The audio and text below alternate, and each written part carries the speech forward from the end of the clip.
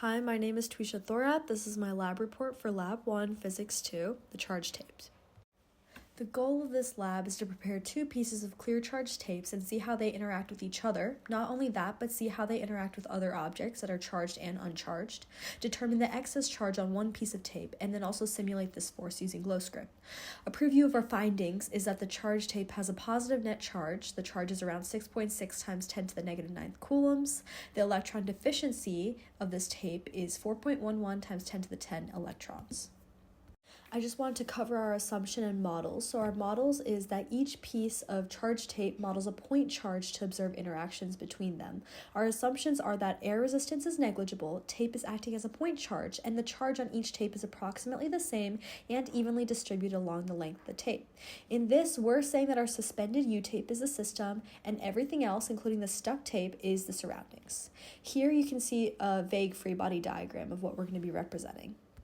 So some key concepts that we need to cover are, first of all, free body diagram. So since our system is the suspended U-tape, we're looking at the free body diagram of that. So in this, we have the electric force going upwards and the gravitational force going downwards. And since the net force is 0, these two magnitudes must equal each other.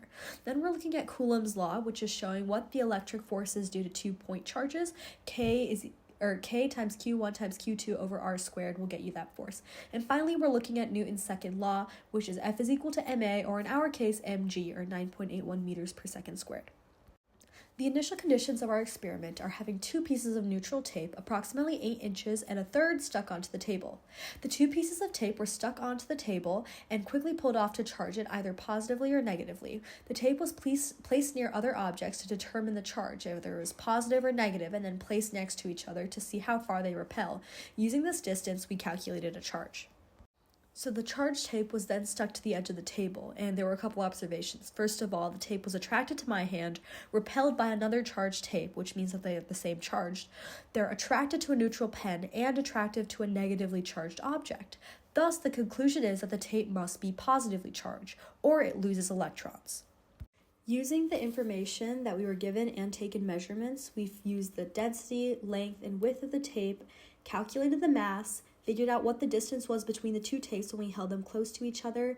We ended up solving for the force of gravity, which is just equal to mg, which you can see is highlighted here.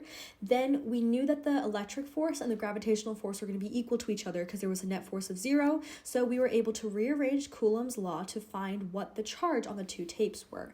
And as you can see, we took the square root of whatever we got because there are two charges being multiplied, but we're assuming that they're the exact same. So using this derived charge, we were able to calculate numerous things. So first, we were able to calculate the electrons lost by a piece of tape, which is the charge of the tape divided by the charge of the single electron.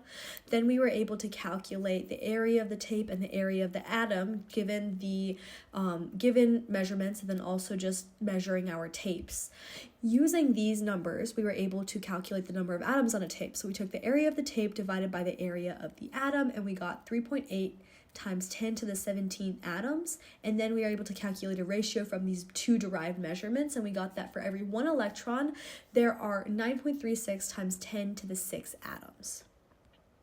So now transitioning from my observations to my glow script model, I was able to use my code from Lab 0 to model, and I just changed a couple things, and I added the electric and the gravitational force to model what's happening. So if you can see here, the red dot is basically like what we're treating as our point charge, and the orange arrow is our electric force, and the green arrow is our gravitational force.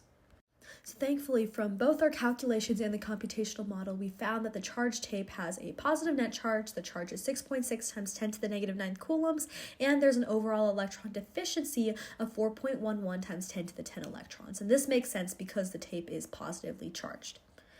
There were some assumptions that I already stated, but we ignored air resistance, we treated the long tape as if it was a point charge, and we assumed that every tape that we made had the same amount of charge and it was evenly distributed. Some discrepancies to discuss is that this wasn't really a point charge and the charges on each tape are not exact, and some sources of error are that Q may not be the same on each tape because of sizing and timing differences. The charge was definitely lost in timing and handling of the tapes, and measuring distance between tapes is very difficult to do. Okay, so to answer our two questions, if all the charges in the world were flipped essentially, the same things would be attracting and the same things would be repelling, because even though the positives and the negatives would be flipped, the like charges will still repel and opposites will still attract. And then it's important to handle these charge tapes as little as possible, because as the charge tapes come into contact with your hands, basically the charge will rub off of it because it's coming into contact with something else, and then the electrons can transfer.